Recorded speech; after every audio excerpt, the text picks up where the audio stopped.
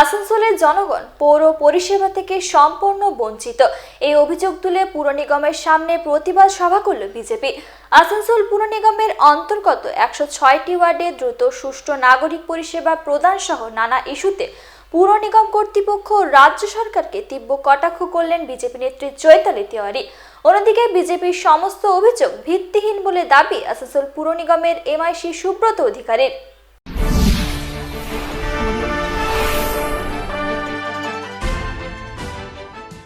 আসানসোলের জনগণ পৌর পরিষেবা থেকে সম্পূর্ণ বঞ্চিত। এই অভিযোগ তুলে বৃহস্পতিবার পুর নিগমের সামনে প্রতিবাদ সভা করল বিজেপি কাউন্সিলর চৈতালি তিওয়ারির নেতৃত্বে এই প্রতিবাদ সভাটি অনুষ্ঠিত হয়। এদিনের প্রতিবাদ সভায় উপস্থিত ছিলেন বিজেপি নেতা জিতেন্দ্র তিওয়ারি, জেলা সভাপতি বাপ্পা চ্যাটার্জি, কৃষ্ণেন্দু মুখার্জি প্রমুখ।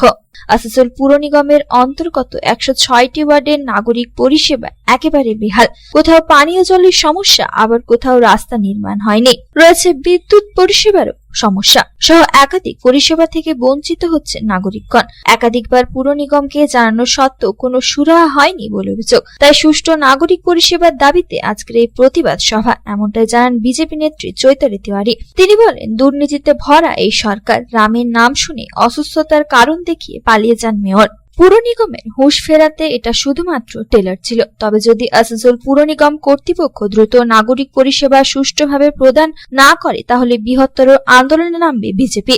তৃণমূল সরকার দুর্নীতিতে ভরা একটি সরকার, নির্বাচনে ভোট লুট করে জয়ী হয়েছেন। তবে জনগণের বিশ্বাস ছিল তৃণমূল সুষ্ঠু পরিষেবা প্রদান করবে তাদের, কিন্তু মানুষের সেই বিশ্বাস ভঙ্গ হয়েছে। এদিকে তৃণমূলের দুয়ারে সরকার ক্যাম্পে মানুষ হয়রানির শিকার হচ্ছে, তবে পরিষেবা পাচ্ছেন না বলে অভিযোগ। দুর্নীতিযুক্ত কর্পোরেশনকে দুর্নীতি মুক্ত কর্পোরেশন করতে মূলত আজকের এই প্রতিবাদ কর্মসূচি।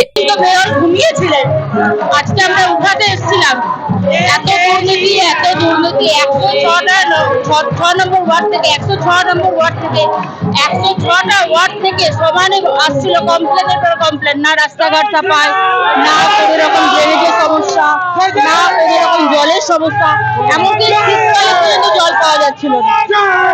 আজ আমরা ওনাকে ঘুম ভাঙাতে এসেছিলাম, কিন্তু কি করে জানবো যে উনি রামের নামে ভয় পেয়ে উনি পালিয়ে যাবেন। ওনার নাকি বুকে ব্যথা উঠে গেছিল রামের নাম শুনে, তাই উনি পালিয়ে গেলেন।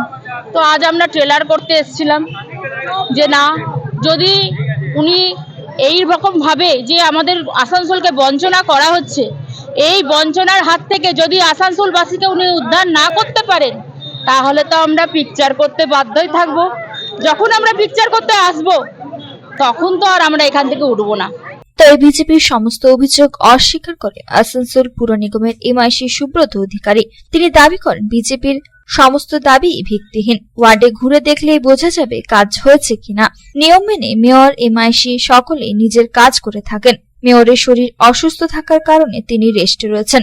এছাড়াও নাগরিকদের সুষ্ঠু পরিষেবা দিতে মুখ্যমন্ত্রী মমতা বন্দ্যোপাধ্যায় দুয়ারে সরকার শিবির চালু করেন।